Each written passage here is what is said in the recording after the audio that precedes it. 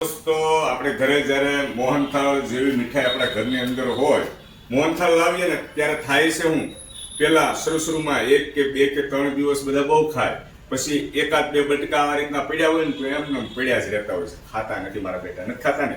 તો એના માટે આપણે શું કરીશું દોસ્તો, તાજો કરીશું મોહનથાળ, લસકો બનાવીશું. જુઓ દોસ્તો, આ જૂનો મોહનથાળ છે 4-5 દિવસ પહેલાનો, હવે કોઈ ખાતું નથી, એના માટે આપણે પહેલા ગેસ ચાલુ કરીશું.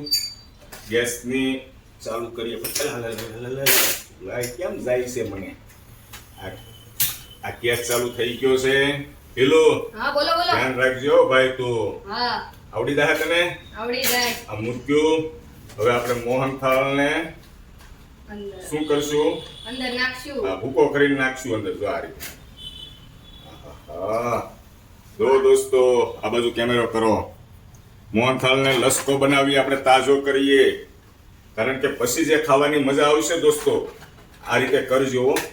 કારણ કે જ્યારે પડ્યો હોય ને ત્યારે આપણે 2-3 દિવસ લાવીએ ત્યારે 2-3 દિવસ ખાઈએ, પછી નથી ખાતા. હવે આની અંદર આપણે ઘી એડ કરીશું દોસ્તો.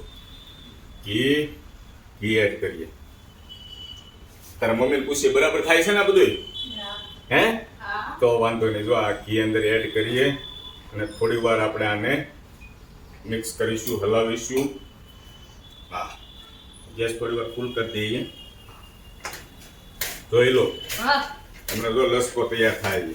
હા જો તો ખરા મોહનથાળ ખાવાની મજા આવે તને.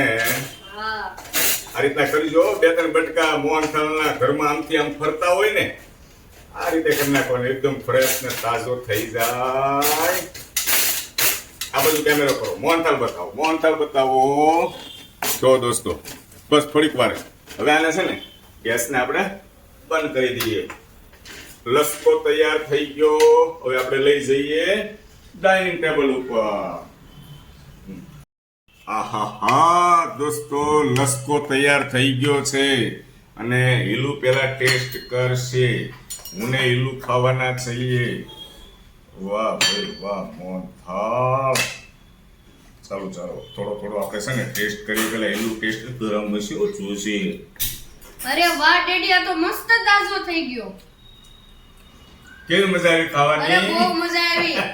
તો તારા મમ્મીએ શું કીધું ખબર? હું પેલા ઈ કે છે ને ઘી નાખવાનું હતું, ઈ ગરમ કરતા જ તઈ.